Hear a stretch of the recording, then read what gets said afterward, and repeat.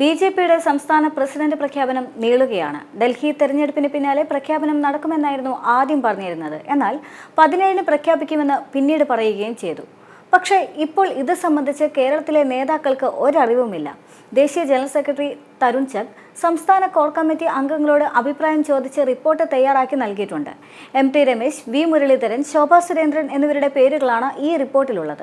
അതിനുശേഷം ദേശീയ നേതൃത്വം കേരള നേതാക്കളോട് ചർച്ചയൊന്നും തന്നെ നടത്തിയിട്ടില്ല. ഇനി പന്ത് ദേശീയ നേതൃത്വത്തിന്റെ കോർട്ടിലാണ്.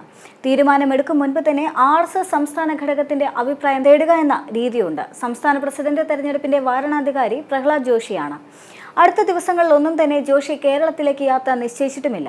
തീരുമാനമെടുത്തു കഴിഞ്ഞാൽ തന്നെ നാമനിർദ്ദേശ പത്രിക സ്വീകരിച്ചുകൊണ്ട് സംസ്ഥാന കൗൺസിൽ അംഗങ്ങളുടെ യോഗത്തിൽ തെരഞ്ഞെടുപ്പ് നടപടി പൂർത്തിയാക്കി പ്രഖ്യാപനം നടത്തുകയാണ് പതിവ്. അത്തരമൊരു യോഗത്തിനുള്ള വിളി പ്രതീക്ഷിച്ചിരിക്കുകയാണ് കേരളത്തിലെ നേതാക്കൾ.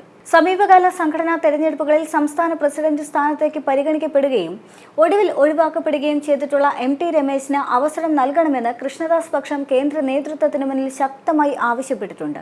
ഇനിയും പരിഗണിക്കാതിരിക്കുന്നത് അനീതിയാകുമെന്നാണ് അവരുടെ വാദം. ദക്ഷിണേന്ത്യയിൽ നിന്ന് ഒരു വനിതാ പ്രസിഡന്റ് വേണമെന്ന് തീരുമാനിച്ചാൽ ഒരുപക്ഷെ ശോഭാ സുരേന്ദ്രനും നടക്കുവീഴും. വി. മുരളീധരന് വേണ്ടിയും ഒരു വിഭാഗം വാദിക്കുന്നുണ്ട്. എന്നാൽ മുരളീധരന് ദേശീയ നേതൃത്വത്തിൽ നിർണായകമായ ചുമതല ഇക്കുറി ലഭിക്കുമെന്നതാണ് മറ്റൊരു അറിവ്. എന്നാൽ അതേസമയം തന്നെ പ്രഖ്യാപനം വൈകുംതോറും സംസ്ഥാന പ്രസിഡന്റ് സ്ഥാനത്തേക്ക് കെ. സുരേന്ദ്രന് തുടരാൻ അവസരമൊരുങ്ങുമെന്ന് സുരേന്ദ്രൻ പക്ഷത്തെ നേതാക്കൾ പറയുന്നുണ്ട്.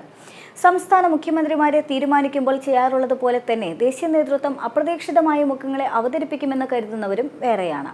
കെ. സുരേന്ദ്രന് 5 വർഷം പൂർത്തിയാക്കിയതിനാൽ തന്നെ മാറ്റുമെന്ന സന്ദേശമാണ് ലഭിക്കുന്നത് എങ്കിലും തദ്ദേശ തെരഞ്ഞെടുപ്പ് വരെ സുരേന്ദ്രൻ തന്നെ തുടരുമെന്നും പാർട്ടിയിൽ അഭ്യൂഹങ്ങളുണ്ട്. സമവായത്തിന്റെ പേരിൽ മികവ് പരിഗണിക്കാതിരിക്കരുതെന്ന് ദേശീയ നേതൃത്വം നിർദ്ദേശിച്ചിട്ടുമുണ്ട്. എന്നാൽ സംസ്ഥാന അധ്യക്ഷനാകാൻ സാധിച്ചില്ല എങ്കിലും പന്ത് സ്വന്തം കയ്യിലൊതുക്കാനുള്ള ശ്രമത്തിലാണ് എല്ലാ നേതാക്കളും. ഇതിനായി ജില്ലാ പ്രസിഡന്റ് തെരഞ്ഞെടുപ്പിൽ കാര്യമായ നീക്കങ്ങളും നടത്തിയിരുന്നു. ജില്ലാ പഞ്ചായത്ത് പദവികളിൽ 3-4 ജില്ലകളിലാണ് കൃഷ്ണദാസ്, എം.ടി. രമേശ് പക്ഷത്തിന്റെ ആളുകൾ പ്രസിഡന്റായത്. ബാക്കി ജില്ലകളിലെല്ലാം തന്നെ കെ. സുരേന്ദ്രനൊപ്പം നിൽക്കുന്നവരുമാണ് പ്രസിഡന്റുമാണ്. സുരേന്ദ്രന് സംസ്ഥാന പ്രസിഡന്റ് സ്ഥാനം നഷ്ടപ്പെട്ടു കഴിഞ്ഞാൽ സംസ്ഥാന കമ്മിറ്റിയിൽ മേൽക്കൈ നിലനിർത്താനാണ് ജില്ലാ കമ്മിറ്റികളെ കൈപ്പിടിയിൽ ഒതുക്കിയതെന്ന് ആരോപണങ്ങളുണ്ടായിരുന്നു. സുരേന്ദ്രനായി പഴയ അടുപ്പം ഇല്ല എങ്കിലും വി. മുരളീധരൻ ഇതിനെ എതിർത്തിട്ടുമില്ല. തിരുവനന്തപുരം സൗത്ത് ജില്ലയിൽ, അതായത് ആറ്റിങ്ങൽ പാർലമെന്റ് മണ്ഡലം ഉൾപ്പെടുന്ന ജില്ലയിൽ വി. മുരളീധരൻ പക്ഷത്തെ നിയോഗിക്കണമെന്നാണ് ധാരണയെന്നും എതിർപക്ഷക്കാർ പറഞ്ഞിരുന്നു. എന്നാൽ പാലക്കാട് ബി.ജെ.പിയിലെ തമ്മിലടി മൂർച്ഛിക്കാൻ കാരണം ലോക്സഭാ തെരഞ്ഞെടുപ്പിലെ കോടികളുടെ വെട്ടിപ്പാണ് എന്നതാണ് അടുത്ത വാദം. ദേശീയ നേതൃത്വം മണ്ഡലത്തിലേക്ക് നൽകിയതും ജില്ലാ കമ്മിറ്റി സ്വന്തമായി പിരിച്ചെടുത്തതുമായ തുകയിൽ 14 കോടി വെട്ടിച്ചുവെന്നാണ് ദേശീയ നേതൃത്വത്തിന് ഒരു വിഭാഗം പരാതി നൽകിയിരുന്നത്. തെരഞ്ഞെടുപ്പിന് ശേഷം പലതവണ കണക്ക് ചോദിച്ചുവെങ്കിലും ജില്ലാ സംസ്ഥാന നേതൃത്വങ്ങൾ മറുപടി നൽകിയിരുന്നില്ല. ഓഡിറ്റ് ചെയ്തെന്ന് ജില്ലാ നേതൃത്വം അവകാശപ്പെട്ടെങ്കിലും ഒരു സമിതിയിലും റിപ്പോർട്ട് സമർപ്പിച്ചിട്ടുമില്ല. ഇതോടെ ജില്ലാ കമ്മിറ്റിയും ഭാരവാഹി യോഗങ്ങളും ഭൂരിഭാഗം നേതാക്കളും ബഹിഷ്കരിക്കാൻ തുടങ്ങുകയായിരുന്നു. വി. മുരളീധരൻ, സുരേന്ദ്രൻ പക്ഷത്തുള്ള ജില്ലാ നേതൃത്വം മറുവിഭാഗത്തെ ഒതുക്കാൻ ശ്രമിച്ചതോടെ തർക്കം രൂക്ഷമായി. ശോഭാ സുരേന്ദ്രനെ അനുകൂലിച്ച് പോസ്റ്റിട്ട പാലക്കാട് നഗരസഭ മുൻ കൗൺസിലർ SP അച്യുതാനന്ദന്റെ വീട് ബി.ജെ.പിക്കാർ ആക്രമിക്കുകയും ചെയ്തു. സംസ്ഥാന ജനറൽ സെക്രട്ടറി C. കൃഷ്ണകുമാറിന്റെ അടുത്തയാളാണ് ഇത് സംബന്ധിച്ച് കേസിൽ പിടിയിലായ യുവമോർച്ച പ്രവർത്തകനെന്ന് അച്യുതാനന്ദൻ ആരോപിക്കുകയും ചെയ്തു. അങ്ങനെ ഒട്ടനവധി നാടകീയ രംഗങ്ങളായിരുന്നു പാലക്കാട് മാത്രം നടന്നത്.